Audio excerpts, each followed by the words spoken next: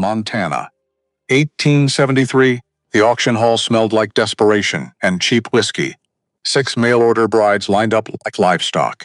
6 strangers who'd crossed 2,000 miles to marry men they'd never met. The bidding was brutal, efficient. $300 for the pretty one. $250 for the strong one. Cash exchanged. Lives traded, legal maybe, moral definitely not. Then came number 6. The woman who stepped onto that platform moved like she was heading to her own execution. 6'2", broad-shouldered, built like Montana herself, all strength and severity, and something the men couldn't name but feared anyway. The laughter started before Silas even called her name. Mean laughter, the kind that cuts. Silence followed. Klept absolut. Humiliating silence, no one wanted the giant. In the back corner, Jonas Graves touched the 2 silver dollars in his pocket, his last $2. The one supposed to buy cornmeal for the month. His fingers closed around cold metal and made a choice that would save them both, or destroy them trying. The auction hall smelled like desperation and cheap whiskey. Not a real auction. Not legally, just what folks called it, the introduction ceremony, where mail-order brides met their prospective husbands, where men made offers, bids in everything but name. Cash on the table. Highest sum won be. Moral definitely not. But this was Montana 1873. Morality took a backseat to survival. Jonas Graves stood in the back corner, hat pulled low, shoulders hunched against the wall, like he was trying to disappear into the wood itself. He wasn't here to bid, couldn't bid, had exactly 2 silver dollars in his pocket, and those were supposed to buy him enough cornmeal to last the month. Supposed to, but here he was anyway, watching Montana's finest examples of humanity paw over women like they were examining horses at a county fair. 6 mail-order brides had arrived on the morning train. 6 women desperate enough to travel 2,000 miles to marry complete strangers in a territory where winter killed the weak and loneliness killed everyone else. The first bride went fast. Pretty blonde thing. Couldn't have been more than 19. Smooth hands that had never seen real work. She smiled nervous and small when the banker bid $300. 300. Jonas felt the 2 coins in his pocket. They suddenly felt lighter. The second bride fetched $250. German woman, broad shoulders, capable eyes. The kind of eyes that said she understood what hard work meant and wasn't afraid of it. The blacksmith took her, looked happy about it too. The third, the fourth, the fifth, all claimed, all purchased like furniture at an estate sale. Then came number 6, the auctioneer, Silas Pettigrew, red-faced and already drunk at 2 in the afternoon. He hesitated before calling her forward. Gentlemen, we've saved the last 4. For last, laughter rippled through the crowd, mean laughter. The kind that told you exactly what was coming before you even saw it. The woman who stepped onto the platform didn't walk like the others. She moved like she was heading to her own execution. Tall, God. So tall, had to be at least 6'2", maybe more. Shoulders broad as a man's. Hands that looked like they could break fence posts. Dark blonde hair pulled back so tight it made her face look severe. Hard. Angular. Her dress didn't fit right. Too short in the arms. Too tight across the shoulders. Like she'd outgrown it years ago and never had money for another. She kept her eyes on the floor, wouldn't look up. Wouldn't meet anyone's gaze. Jonas understood that impulse. He'd spent 8 years doing the same thing. This here is Miss Freya Bergstrom, Silas announced. His enthusiasm had evaporated completely. Aged 26. Came all the way from. Where was it? Stockholm, she said. Her voice was low, accented. Beautiful in a way that didn't match the rest of the moment. Right. Stockholm. She can read and write. Says she's good with her hands. And well, you can see she's built like a damn mountain, someone shouted. More laughter. Freya's jaw tightened. But she didn't look up, didn't defend herself. Just stood there, taking it. Jonas felt his chest tighten. Recognition, maybe, or memory. He'd stood like that once. After Gettysburg. After watching half his unit die in a wheat field that turned red with their blood. He'd stood exactly like that. Let's start offers at $100, Silas tried. Gentlemen may propose marriage with financial commitment to show good faith legal language. Barely everyone knew what this really was. His voice lacked conviction.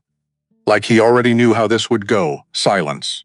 Complete and absolute silence. Somewhere a clock ticked. Somewhere else someone coughed. But nobody bid. Jonas watched Freya's shoulders hunch inward, just slightly, just enough to show that each second of silence was landing like a physical blow. 75. Silas tried again. Desperation creeping in now. Come on, gentlemen. She's educated. That's worth something. Can she cook? Someone called. Can she sew? Can she birth babies without crushing them? Laughter. Always laughter. The kind that felt like cruelty dressed up as humor. $50. Silas said quietly. Nothing. Freya's hands were clasped so tight, her knuckles had gone white. Her breathing had changed. Faster. Shallower. The breathing of someone trying very hard not to cry in public. Jonas knew that breathing too. He'd done that breathing for months after Catherine left. After she'd looked at him with something worse than hate. With pity. With disappointment. 25, Silas whispered. The room had gone uncomfortable now. This wasn't fun anymore. This was just cruel. Even the hardest men in the crowd could feel it. Someone cleared their throat. Someone else studied their boots with intense focus. But nobody bid, because nobody wanted her. Nobody wanted the giant. Jonas's hand moved to his pocket, touched the $2 silver there, his emergency fund, his buffer against starvation. His last defense against the Montana winter that was coming in 6 weeks. He should save it.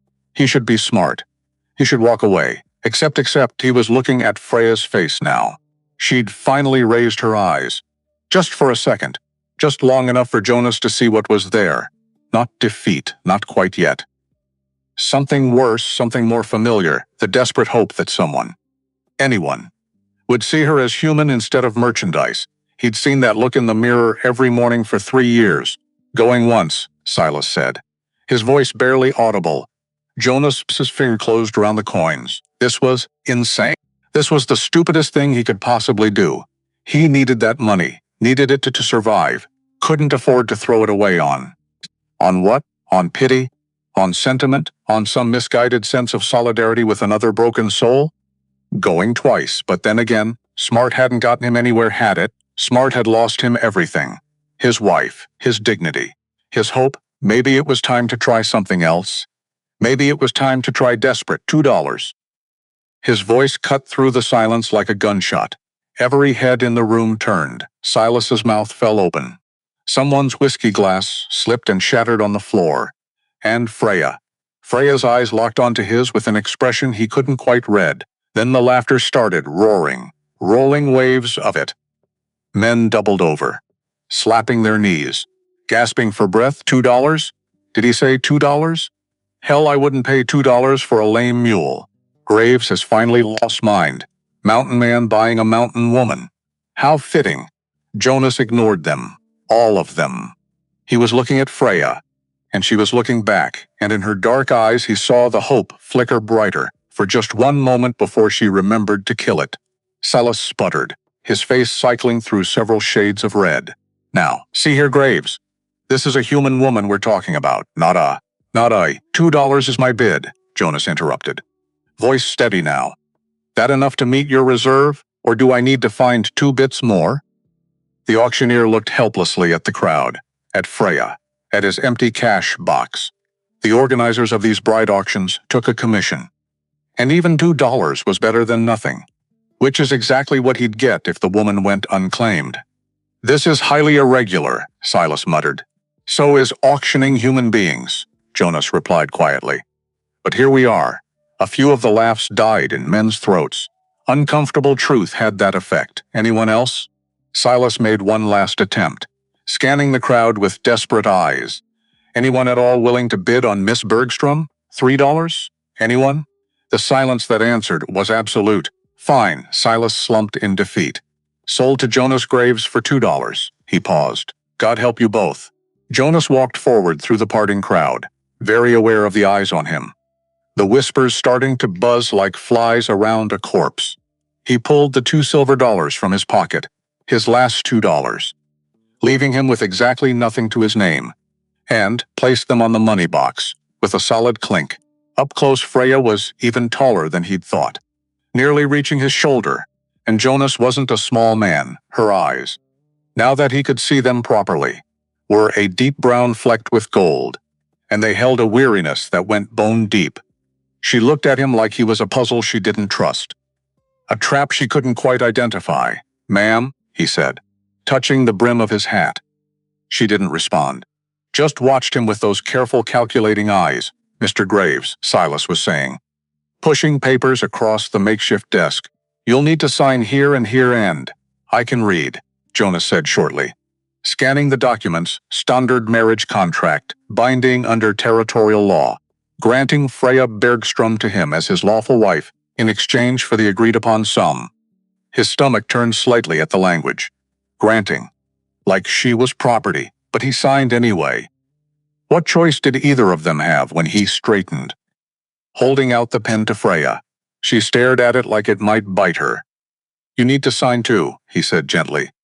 "If you're willing," she repeated, her voice rough from disuse but cultured. "Educated." "That's an interesting word for it. You don't have to," he said, and meant it. "If you'd rather take your chances elsewhere, I won't hold you to this." "Elsewhere?" She laughed, a short, bitter sound. "Yes. My many other options." She took the pen. Her hand shook as she signed her name in neat, precise script, Freya Margaret Bergstrom. Then, after a pause, she added Graves to the end of it. Just like that, she was his wife. The crowd was already dispersing, losing interest now that the entertainment was over. Jonas heard their comments anyway.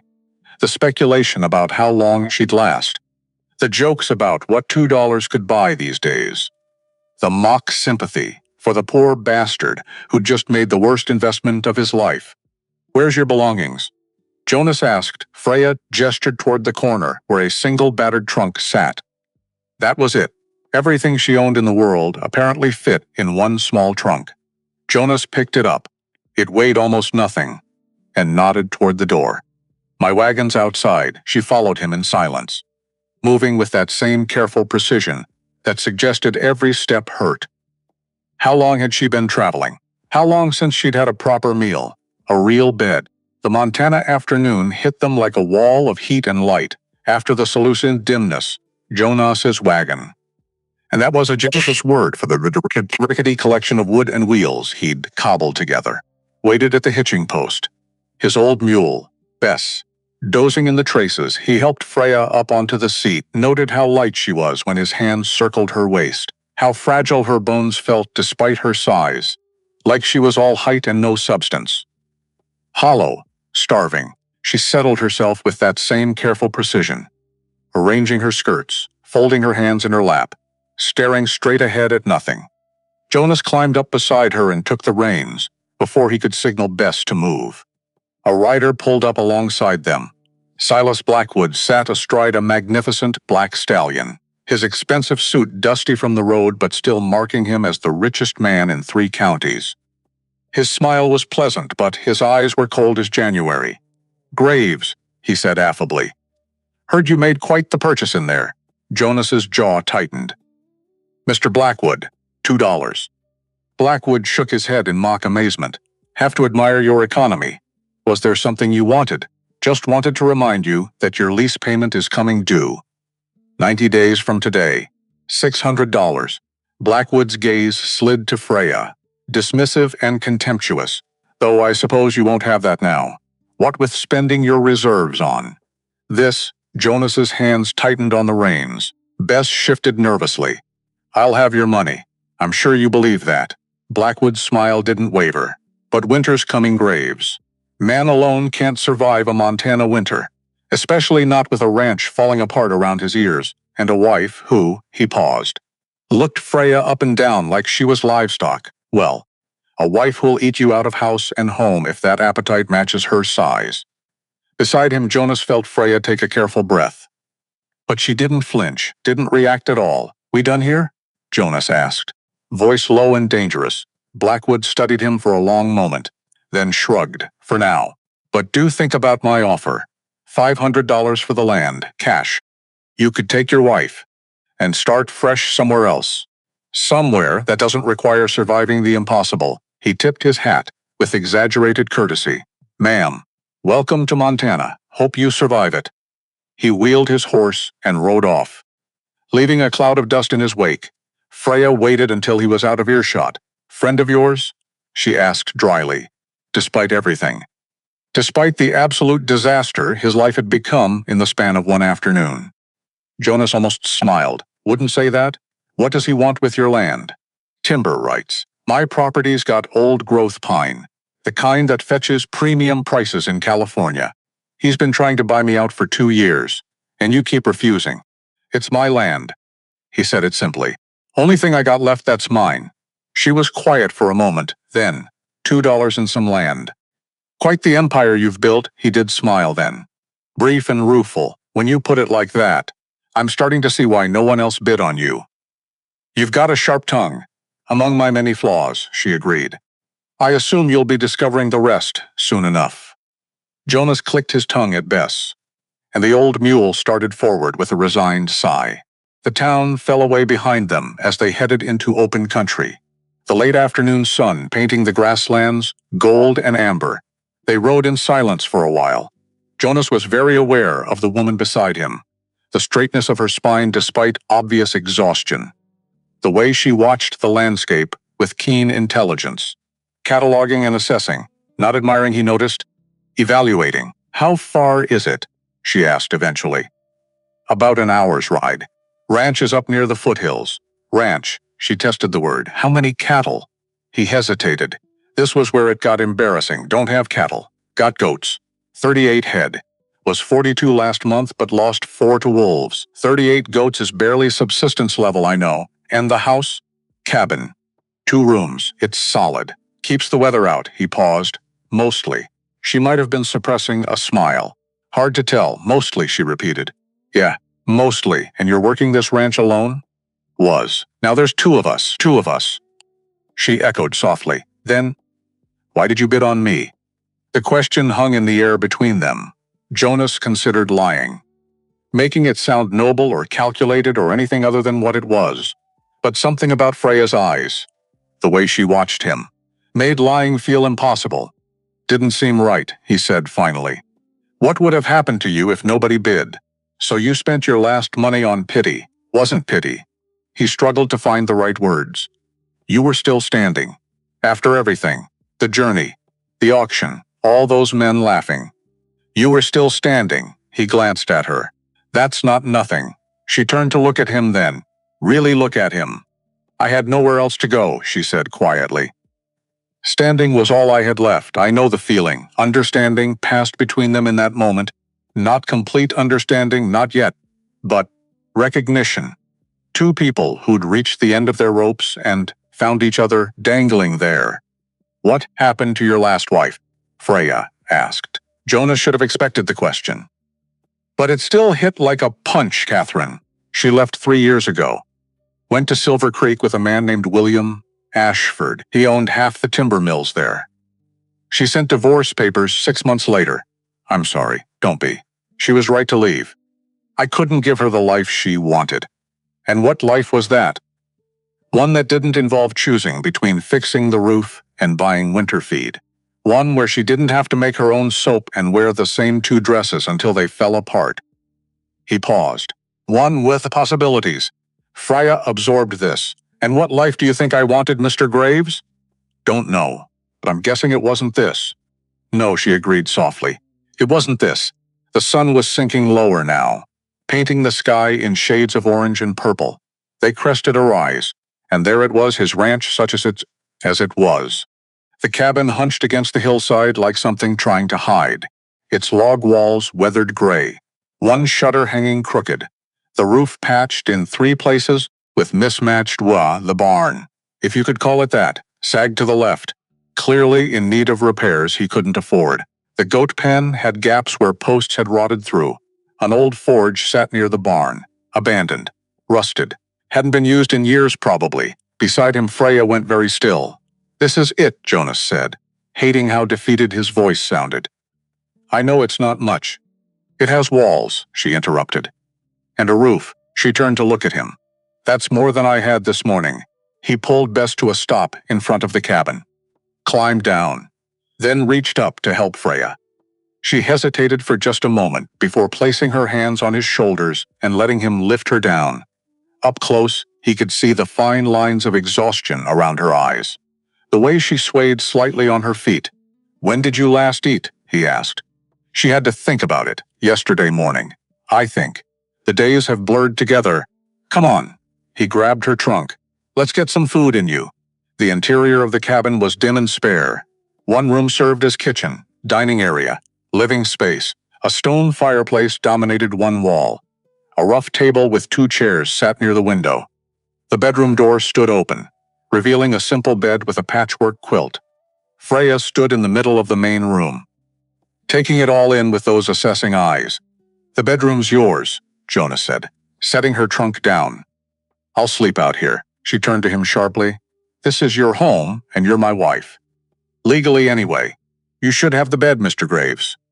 "Jonas," he interrupted. "If we're married, might as well use first names." "Jonas," she corrected herself.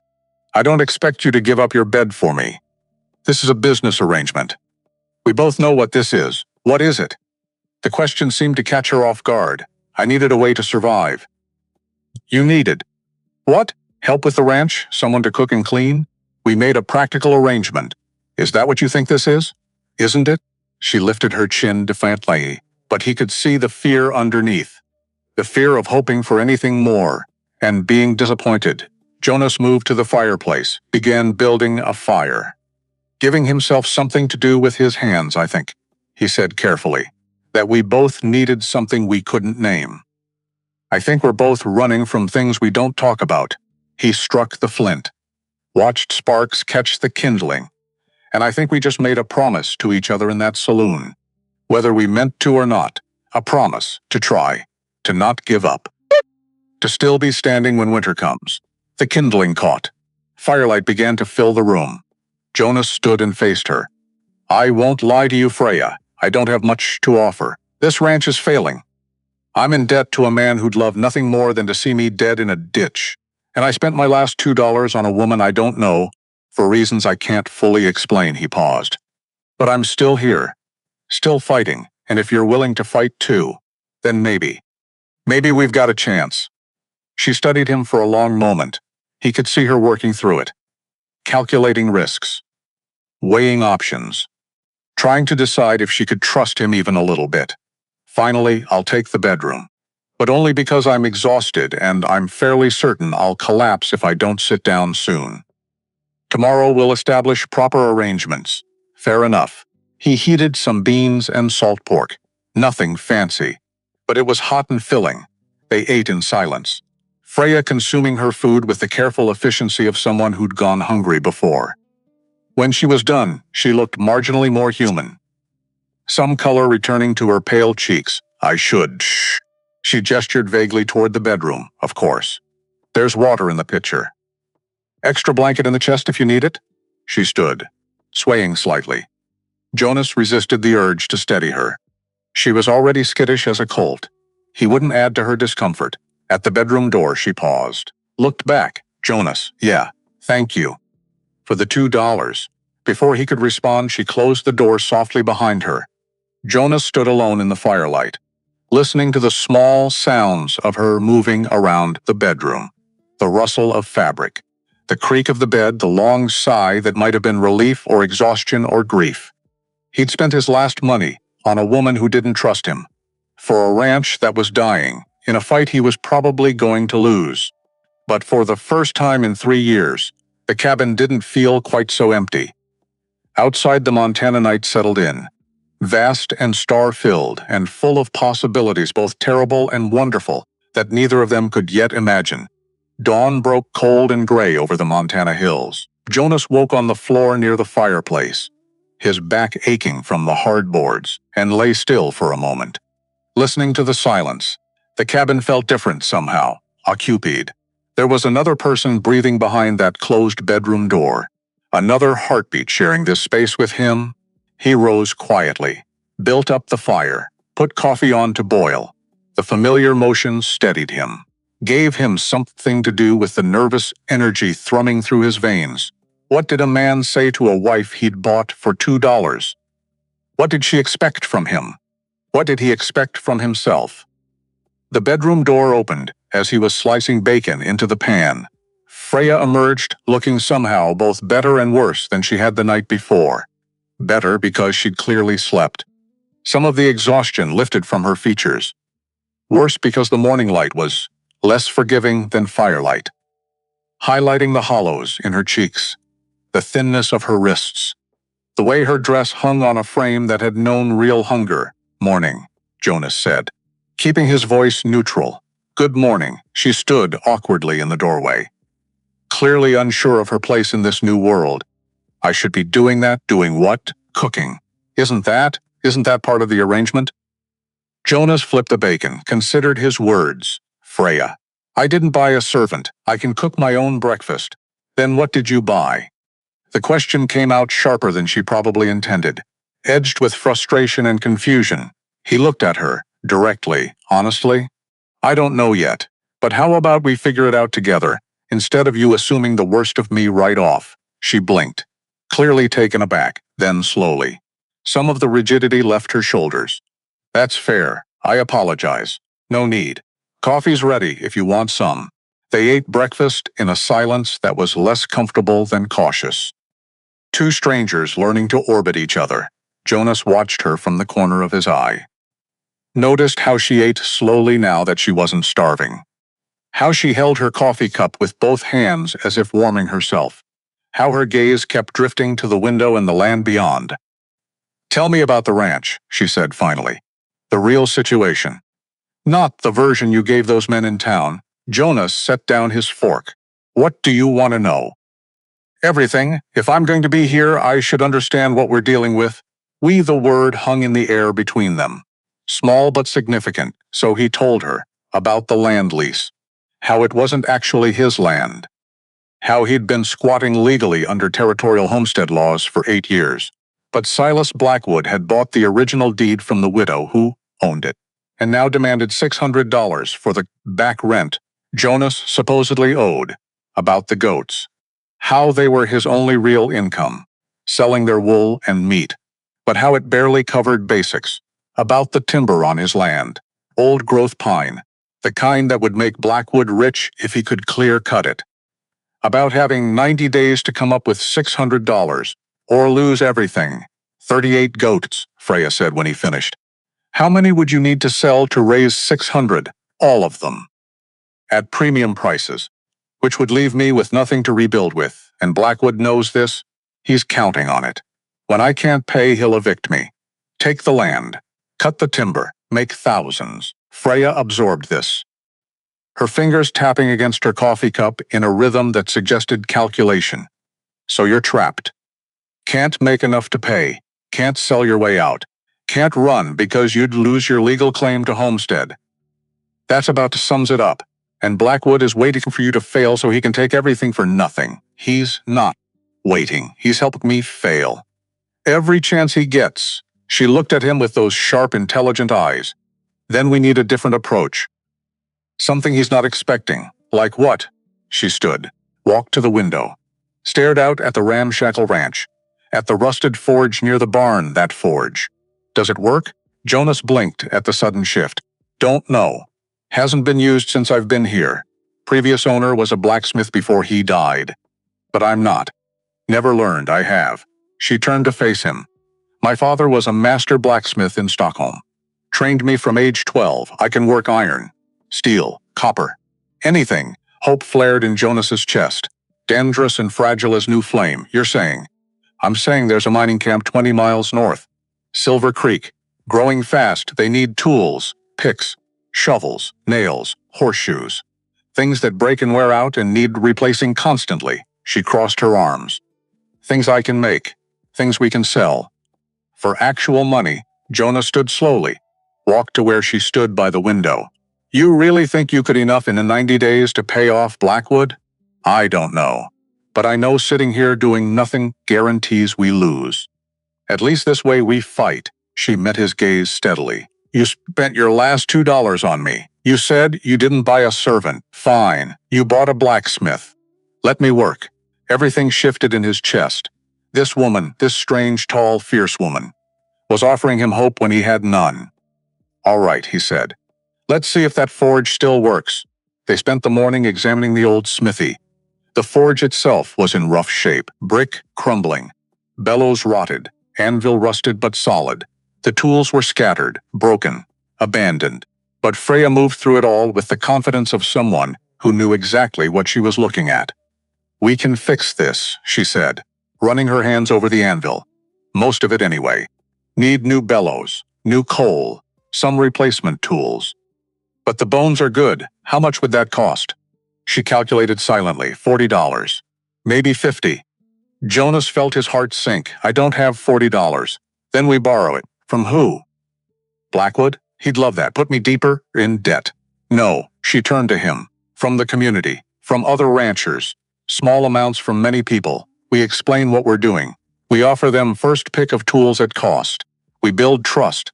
And if they say no, then we find another way. But we don't give up." She said it with such absolute conviction that Jonas almost believed her, almost. "Why are you doing this?" he asked quietly. "You could leave. Take your chances in town. Find work somewhere. You don't owe me anything, don't I?" She stepped closer. "You gave me dignity when I had none. You looked at me, actually looked at me. When everyone else saw a freak, or a joke, or a burden," her voice dropped. "That's worth more than that's worth fighting for." Jonas couldn't breathe suddenly. Couldn't speak. "This woman. God, this woman. Then we fight," he managed finally. Together, she agreed. They shook hands, formal. Firm, a contract sealed. The next 3 days were a blur of work. Jonas rode to neighboring ranches, explained the situation, asked for small loans. Some said no, but some said yes. Miguel Santos, older Mexican rancher, lean and weathered. He'd been watching Blackwood's tactics for years. $20, Miguel said. Counted it out carefully. "You pay me back when you can. No interest, just beat that bastard." Dakota Redfeather, Lakota woman, widow, ran her own small ranch with 3 sons. $15, she said. "And my boys will help repair your forge. They need to learn honest work." Augustus Hartwell. Everyone called him Gus.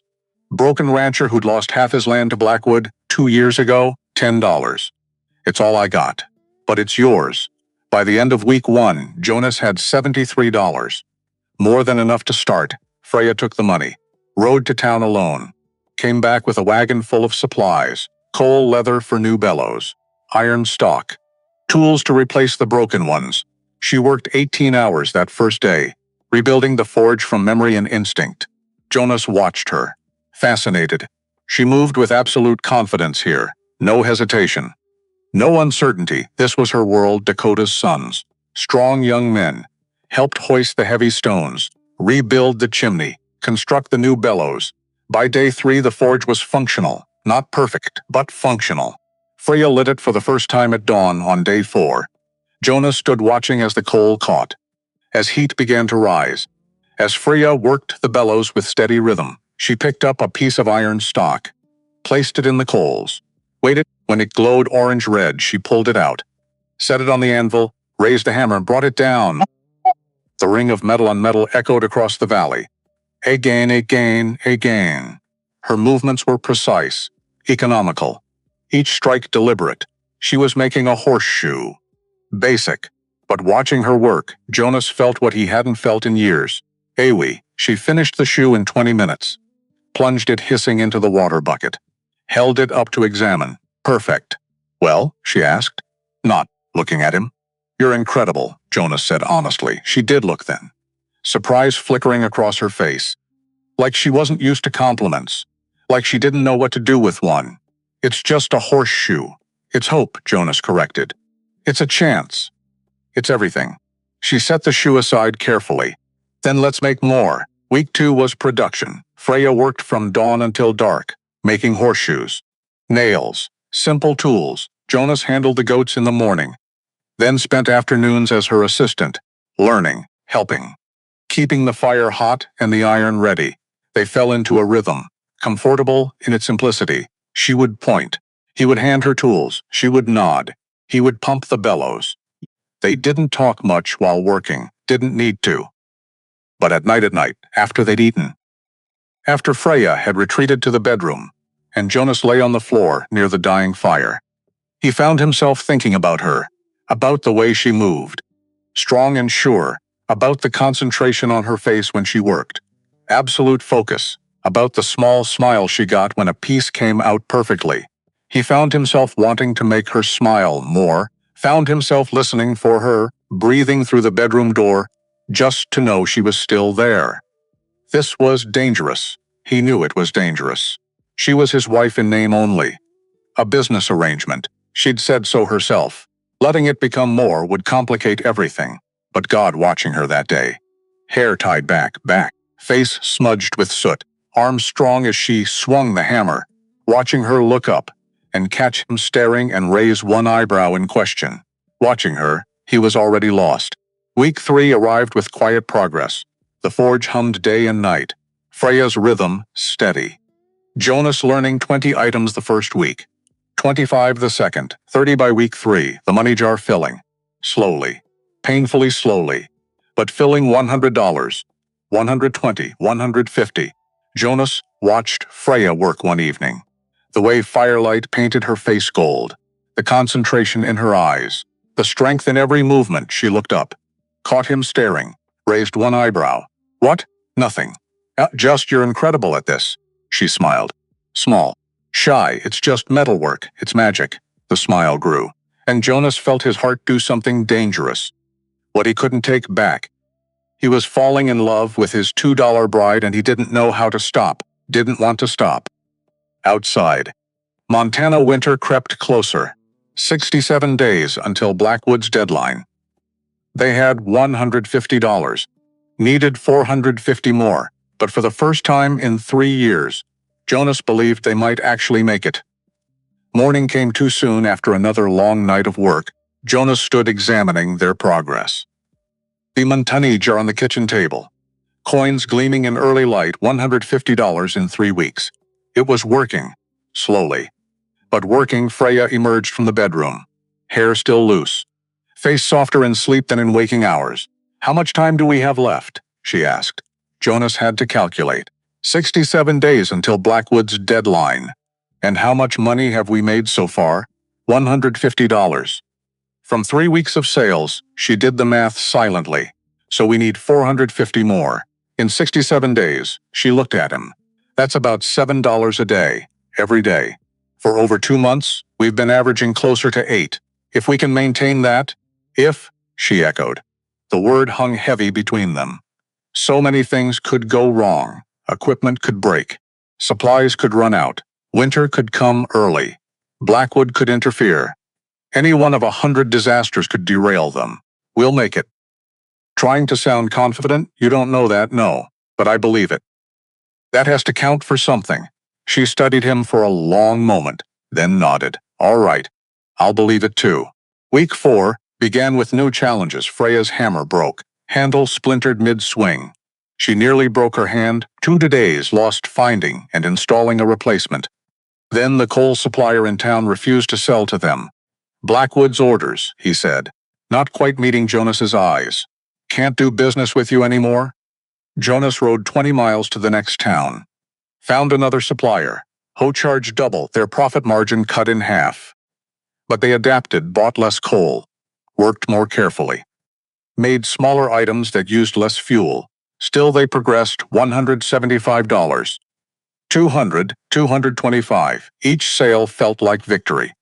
Each coin like proof they could win this. Then on day 30, everything changed. Word filtered back from town. Blackwood had been asking questions about their forge, their sales, their progress. Jacob Thornton brought the news.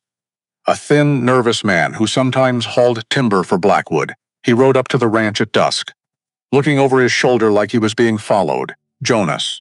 Miss Bergstrom. I need to talk to you. They gathered in the barn.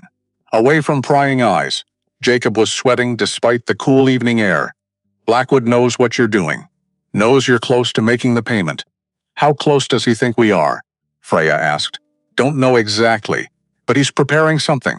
I don't know what. But he's not the type to just let you win. Jonas felt his stomach tighten. Why are you telling us this?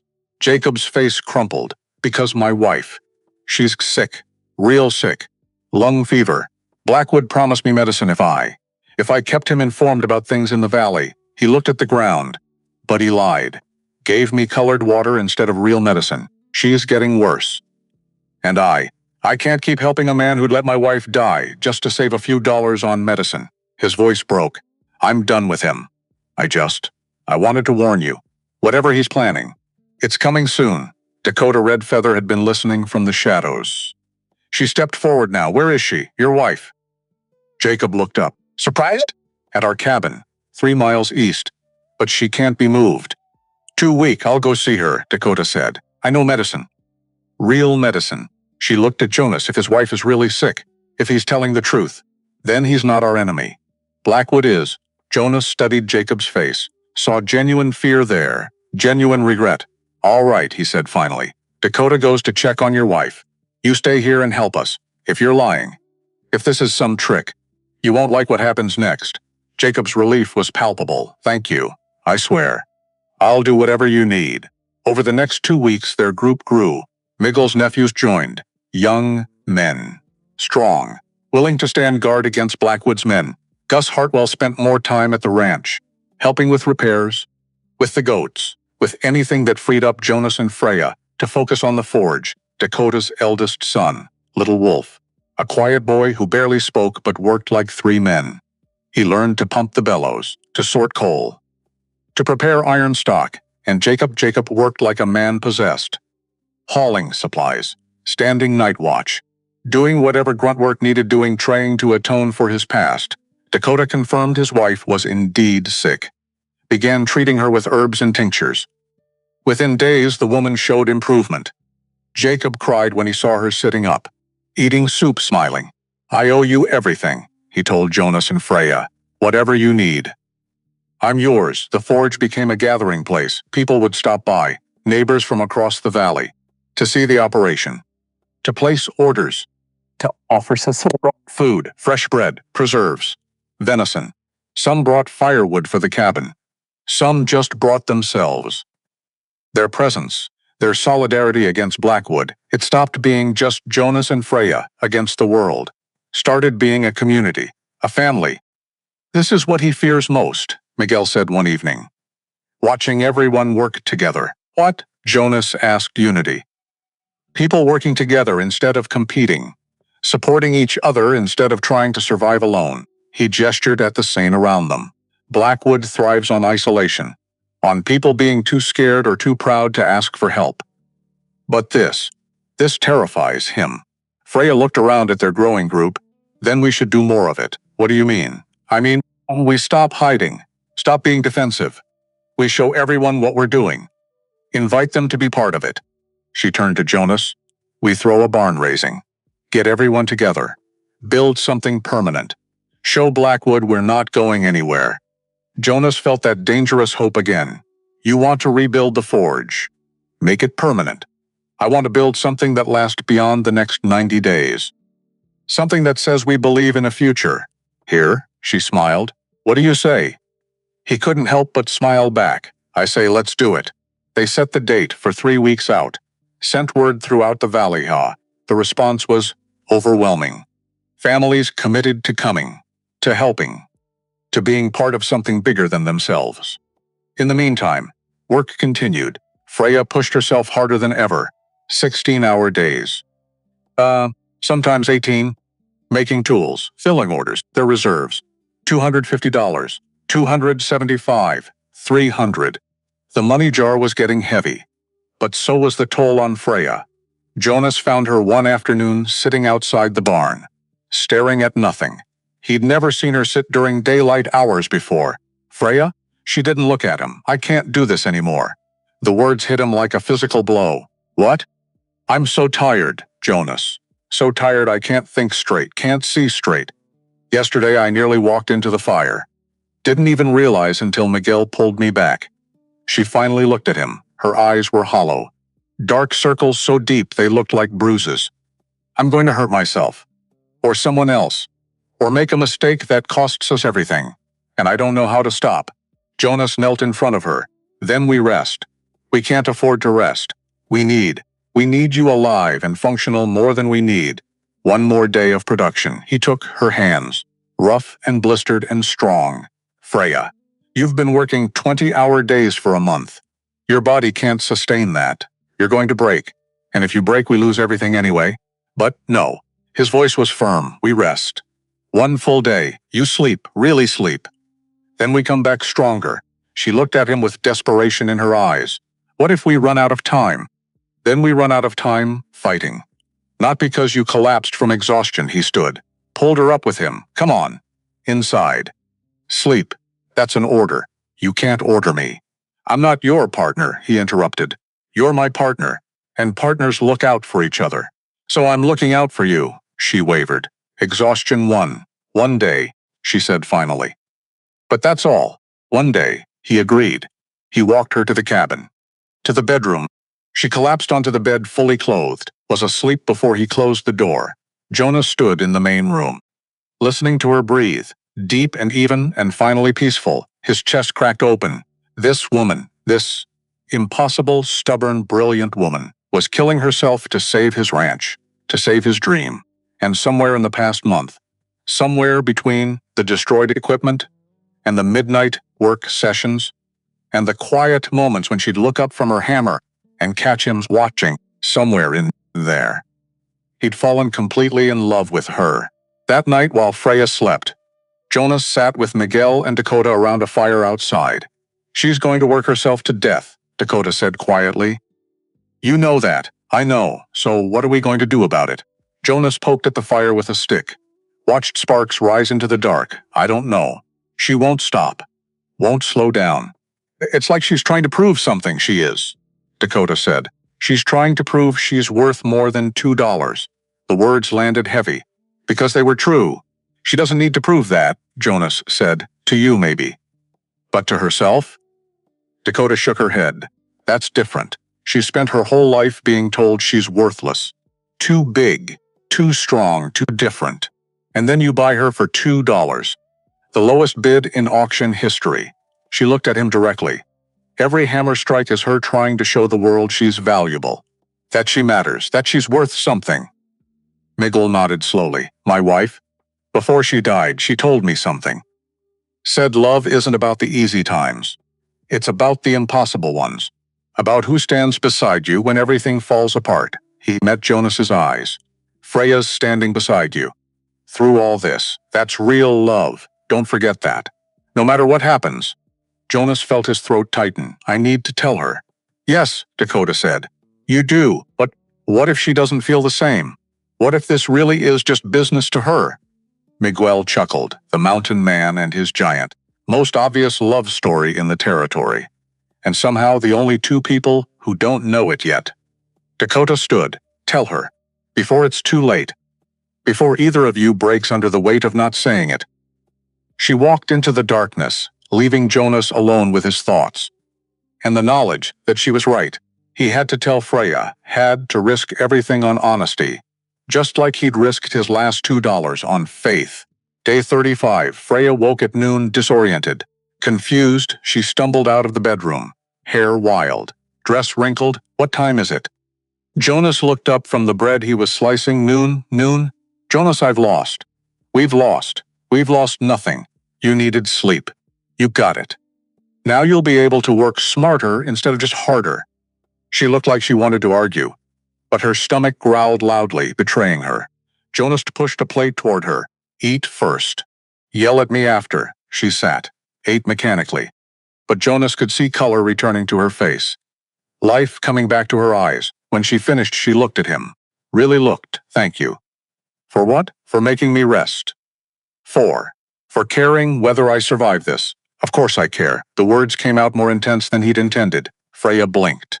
Something shifting in her expression. Jonas.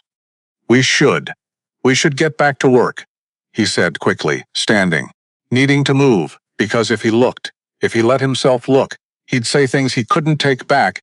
Right, Freya said slowly. Work, but her eyes followed him. Thoughtful, curious, like she was seeing something new. The barn raising happened on day 42. 50 people showed up, families from across the valley. Ranchers, farmers, even some folks from town who'd heard about the project. They came with tools, lumber, food, energy. By noon, they'd torn down the old forge completely. By evening, they'd built something new. Solid stone foundation, proper chimney, reinforced walls. A roof that wouldn't collapse, permanent, built to last. Freya stood looking at it as the sun set, eyes shining with unshed tears. "It's beautiful," she whispered. Miguel came up beside her. "It's yours. Built by people who believe in you, who want you to succeed," he gestured at the crowd. "You're not alone anymore. Neither of you are." That night they celebrated music, dancing, food shared freely, stories told and retold about beating Blackwood. Jonas danced with Freya under the stars, held her close. "I can't believe this is real," she whispered. "It's real. All these people. Helping us. Believing in us. They believe in you," Jonas corrected. "You gave them something to believe in." She pulled back slightly, looked at him. "We gave them something. Together, yeah," he agreed softly. Together, the moment stretched, fragile and perfect. Then someone called Jonas's name. The moment broke. But something had shifted, something neither of them could name yet, but both could feel. Week 6 brought unexpected complications. A stranger rode up to the ranch. Tall man, well-dressed, 50 maybe, with intelligent eyes and a careful way of moving. "Jonas Graves?" "That's me. Name's William Cobb. I'm a buyer for the mining companies. Heard about your operation. About your blacksmith." He looked toward the new forge where Freya was working. "I'd like to make a deal." Jonas tensed. "What kind of deal?" "Exclusive contract. You provide all the tools for my camps. Picks, shovels, hammers. Whatever we need. I guarantee purchase of 200 items per month." At $4 per item, Jonas did the math. $800 a month. More than enough to pay Blackwood and rebuild. More than enough to thrive. That's generous. It's business. Your blacksmith makes quality work. I've seen samples. I need quality. We both win. Cobb pulled out a contract, signed today. First payment on delivery of 50 items. Due in 2 weeks. Jonas took the contract. Read it carefully. It was legitimate. Standard terms. Fair, almost too fair. "Why us?" Jonas asked. "There are other blacksmiths, not good ones, not out here, and not ones who work as hard as your wife apparently does." Cobb smiled. "I admire persistence, Mr. Graves, and I like betting on people who refuse to quit. So, do we have a deal?" Jonas wanted to sign, wanted it desperately, but something nagged at him. "Give me 1 day. To discuss with my partner." Cobb nodded. 1 day. Then the offer expires. He rode off, leaving Jonas holding the contract that could save everything. That night Jonas showed Freya the contract. She read it 3 times. "It's perfect," she said. "I know. So why do you look worried?" Jonas hesitated. "Because perfect doesn't exist. Not out here. Not for people like us." Freya set the contract down. "You think it's a trap? I think Blackwood has spent the last month making our lives hell. And suddenly a stranger shows up offering exactly what we need. Exactly when we need it." He shook his head. "Coincidences like that don't happen. So what do? We investigate. Miguel knows people, can ask around, find out if William Cobb is real. If he's legitimate, and if he is, then we sign. And we save the ranch, and if he's not." Jonas met her eyes. "Then we keep fighting. Same as always." Miguel returned the next morning, his face grim. "William Cobb is real. He's a buyer. Been working the territory for 10 years. Jonas felt relief flood through him. "So it's legitimate, yes. And no," Miguel dismounted. "Cobb's legitimate. But he also owes Blackwood money. A lot of money. Gambling debts from Silver Creek. Relief evaporated. So Blackwood sent him. Probably. The contract is real. But there's likely a clause somewhere that gives Blackwood control. Or leverage. Or something." Miguel handed Jonas the contract. "Read it again, carefully. Look for the trap." Jonas and Freya spent 3 hours going through every line, every word. Finally Freya found it, buried in Section 7. Subsection C. In the event of non-delivery of agreed-upon items, the buyer reserves the right to claim materials and equipment as compensation for breach of contract. Materials and equipment, Freya read aloud. "That's vague. Intentionally vague," Jonas said. "They could claim the forge, the tools, hell. The whole ranch has equipment used to produce the items. So if we miss even one deadline, Blackwood gets everything anyway. They stared at the contract. So close. So impossibly close to salvation. And yet still a trap. We could modify it, Freya said. Strike that clause. Offer different terms. Cobb won't accept. He needs that clause. For Blackwood, then we refuse. Jonas nodded. We refuse. Freya reached across the table. Took his hand. We'll find another way, I know. And he did, because they always did. When Cobb returned that afternoon, Jonas handed back the contract. Unsigned, I appreciate the offer. But the terms don't work for us. Cobb's pleasant expression didn't change. That's unfortunate. The offer was quite generous. Generous with a trap in Section 7. Now Cobb's smile faltered. Just slightly. I don't know what you mean. Yes, you do. And you can tell. Blackwood, his tricks are getting predictable. Cobb's face hardened. You're making a mistake, Graves. That contract was your best chance. Then, I guess we'll take our chances elsewhere. Cobb rode off without another word, leaving Jonas and Freya standing in the yard. We just refused $800 a month. Freya said quietly. I know, we might have just lost our last real chance to save the ranch. I know that too. She turned to him. So why don't you look upset? Jonas smiled. Because we're still standing. Still fighting. Still refusing to let Blackwood win through tricks and manipulation. He took her hand. That's worth more than any contract. Freya squeezed back. You're either very brave or very stupid. Probably both. She laughed. Actually laughed. The sound surprised them both. We're going to lose everything, aren't we? She said. But she was still smiling. Probably. But we'll lose it honestly. On our own terms. I can live with that. They stood there, hands linked, watching the sun set over the mountains, and for just that moment everything felt possible again. Week 8 brought them to $400 saved. $200 to go. 30 days left. They were going to make it, actually make it. Then on day 60, 7 days before Blackwood's deadline, disaster struck. Not sabotage this time. Just bad luck. Just Montana being Montana. The chimney in the new forge collapsed. A structural flaw they hadn't seen during the barn raising. Bricks falling inward, crushing the fire. Nearly crushing Freya. Jonas pulled her out just in time. She was unhurt. But the forge was destroyed. Agon, and this time they didn't have time to rebuild. Freya stood staring at the wreckage. We're done, she said numbly. 7 days left, no forge. We're done, no. We'll find a way. What way, Jonas? We can't make tools without heat. Can't make heat without a forge. Can't build a forge in 7 days. She was right. And he knew it, but he couldn't accept it. Wouldn't. There has to be something, some other way to make money. To get those last $200, there isn't. She turned to him, tears streaming down her face. We lost, after everything. We lost. Jonas pulled her into his arms. Let her cry, let her grieve the death of hope. And tried desperately to think of something, anything. Miguel showed up an hour later, took in the scene, the collapsed forge, the devastation on their faces. I have $15 saved, he said quietly. It's yours, I have 12, Dakota added. She'd arrived right behind him. 20 from me, Gus said. Appearing from the barn, Jonas felt his throat tighten. $47 from their friends, a dead to their 400, 447 total. Still 153 short of 600. Still not enough. I can't take your money, Jonas said. It's not taking if we're giving, Miguel replied. We're family now. Family helps family, Freya repeated. Like she was testing the word, she looked at Jonas.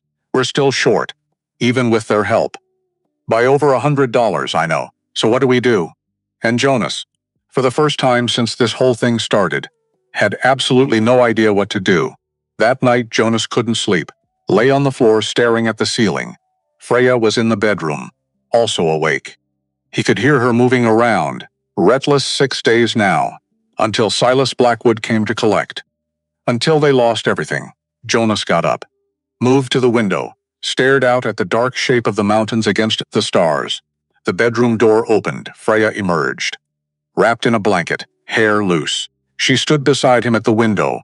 Can't sleep either? No, they stood in silence. Then Freya spoke. There might be a way. Jonas turned to look at her. What way? The goats. We sell them all, right now. Emergency sale, whatever we can get, Freya. Those goats are our only income. Our only way to survive after we pay Blackwood. If we pay Blackwood, she corrected. Selling the goats might get us the last 150. Might. But either way, if we don't pay him, we lose the land anyway. So what's the point of keeping goats we can't graze? She turned to face him fully. I say we bet it all. One more time. We sell the goats, pay Blackwood. Then we figure out how to survive after, with no income, no forge, no goats, nothing. With each other, she said simply.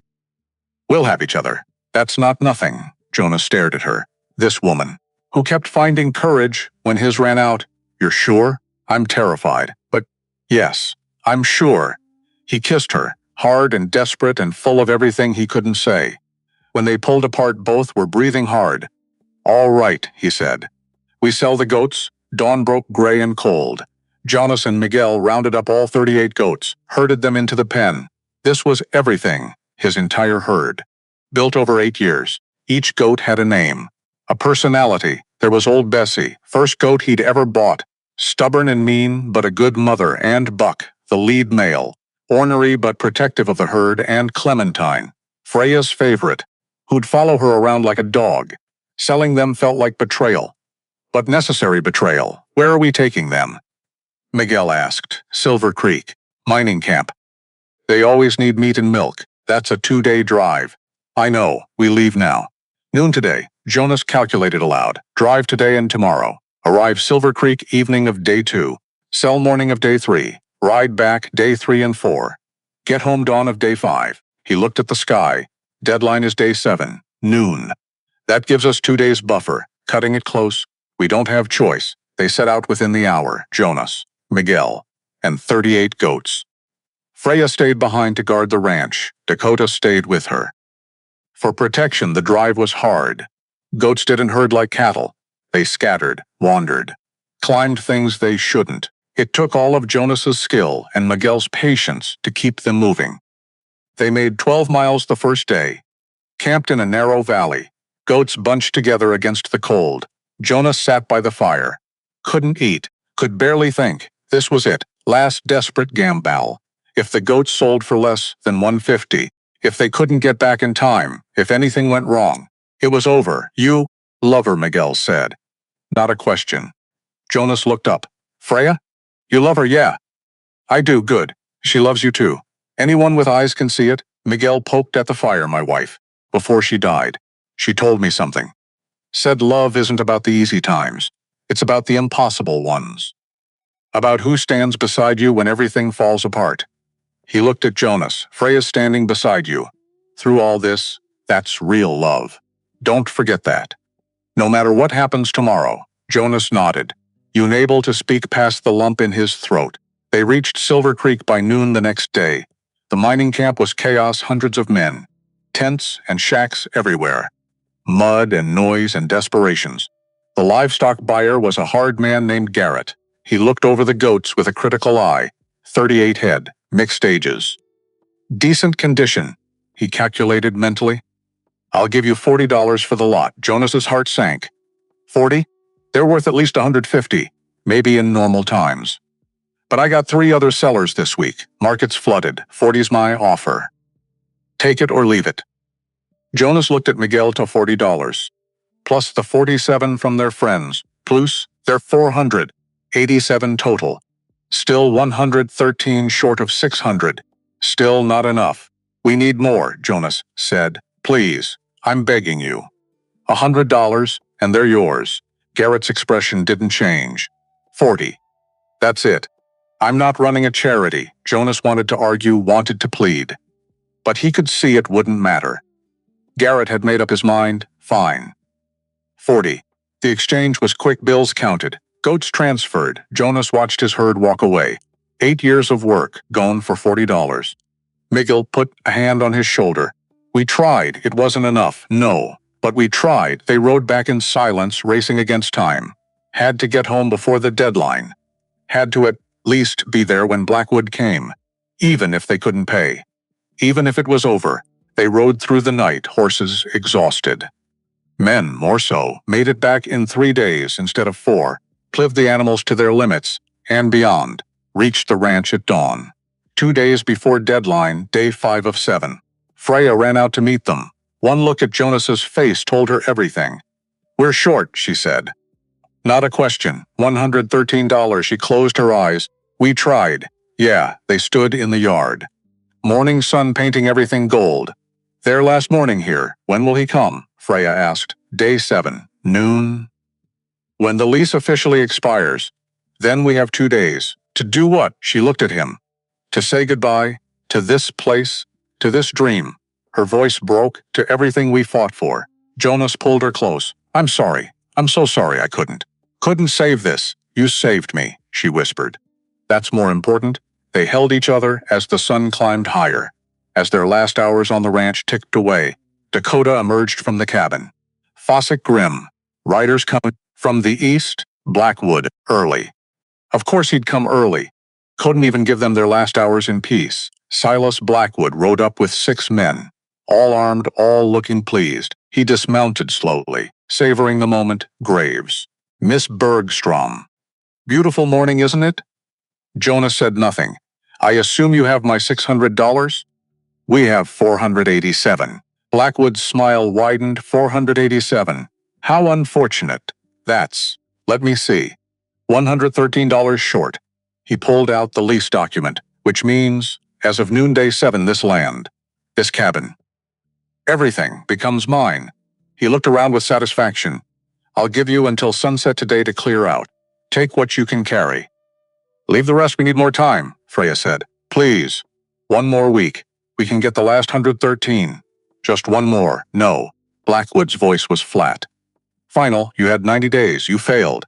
"That's not my problem." He remounted. "Sunset. After that, my men will remove you by force if necessary." He started to turn, then paused. "Oh, and Graves. Thank you. This land is worth 10 times what you owed. The timber alone will make me rich. So thank you for being so stubborn. Made the victory that much sweeter." He rode off. His men followed, leaving Jonas and Freya standing in the wreckage of their dreams.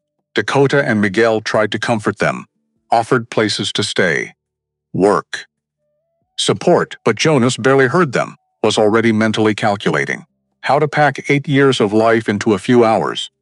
What to take, what to leave, how to start over with nothing. Agon. Freya was silent, had retreated into herself, back to that empty expression from the auction. Like she'd gone somewhere Jonas couldn't reach. "We should start packing," he said quietly. She nodded, didn't speak. They moved into the cabin, started sorting through belongings. Jonas found the wooden box where he kept important papers. Opened it. There at the bottom, the 2 silver dollars, polished and preserved. The $2 he'd spent on Freya. He picked them up, felt their weight. $2 had bought him everything. Love, partnership, hope, and now they were worth nothing. Just metal, just memory. Noon came and went. The lease officially expired. They were now trespassers on land they'd fought so hard for. 1 o'clock, 2 still packing. Moving like automatons. 3 o'clock, a rider appeared. Not Blackwood. Someone else, a man in a suit. Clean-shaven.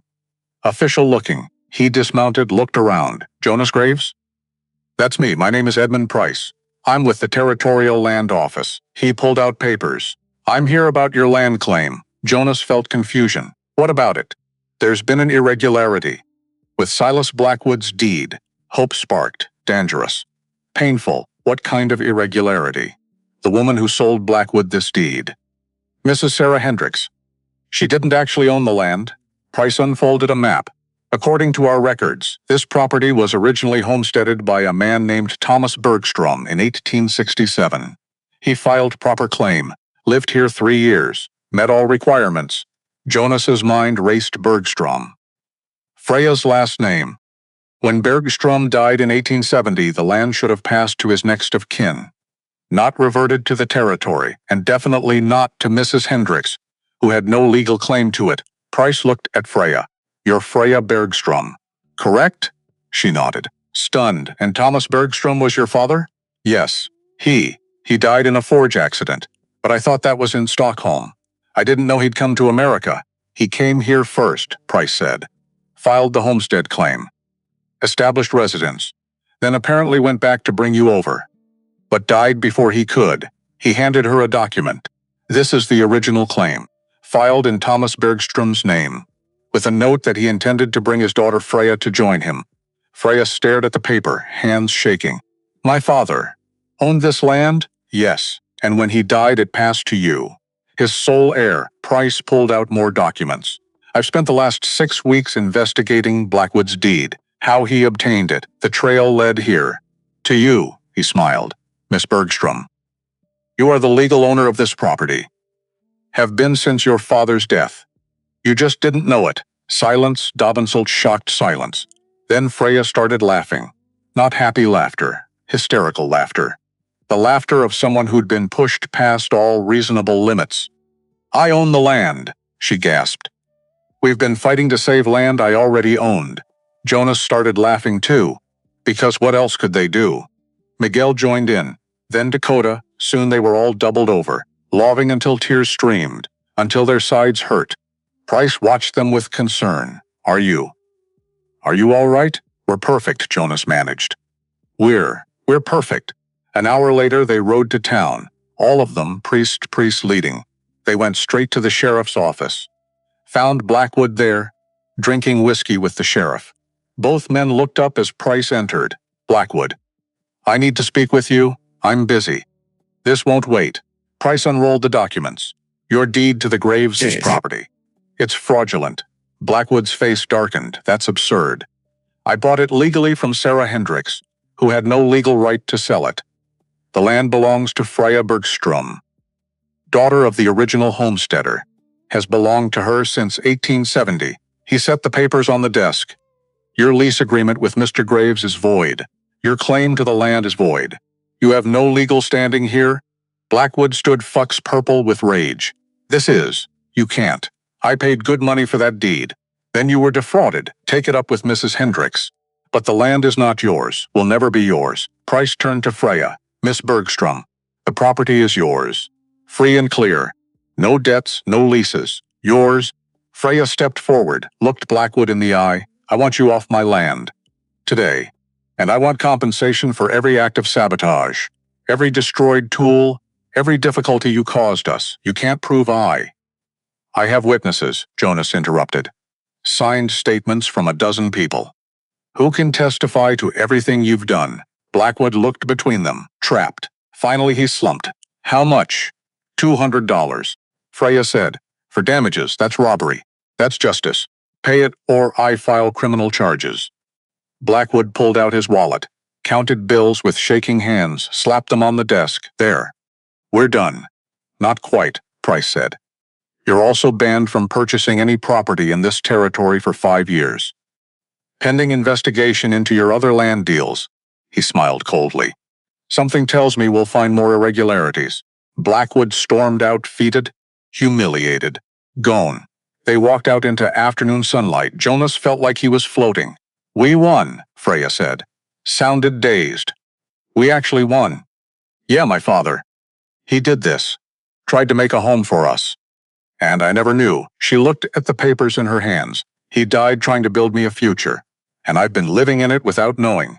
Jonas put his arm around her. He'd be proud of you, of how you fought for it. We fought for it. Yeah. We did. The celebration lasted 3 days. The whole valley turned out. Music, dancing, food, stories about how they'd beaten Blackwood, how the giant and the mountain man had won against impossible odds. Jonas danced with Freya under the stars, held her close. I love you, he said. Not asking. Not hoping. Just stating truth. She pulled back to look at him. I love you too. Have for weeks. Maybe from the moment you bit on me. Only took us 90 days to admit it.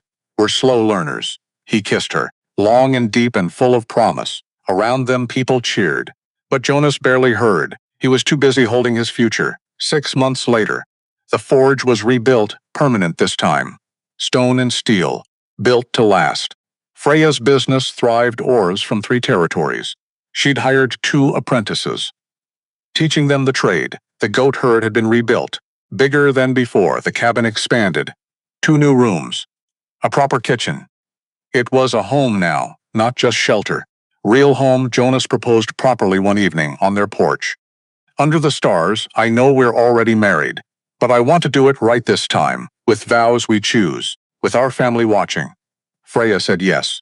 They married again 2 weeks later, in the valley. Under Montana sky, their whole community there. And when Jonas kissed his wife, his partner, his everything, he thought about those $2 silver. Best investment he'd ever made. 2 years later, Freya was pregnant. They had a girl and named her Hope Margaret Graves. Because hope was what had saved them, what had brought them together, what had built their future. Jonas held his daughter for the first time, looked at Freya, at their land, at the community they'd built, at everything $2 had bought him. Thank you, he whispered to Freya. For what? For being worth everything, for standing, for fighting, for loving me, she smiled. That rare, beautiful smile. You spent $2 on faith. I spent my life proving it was the best investment you ever made. Best investment anyone ever made. Above them, Montana sky stretched endless. Full of stars, full of hope, full of a future built on $2 silver. And all the love they'd bought.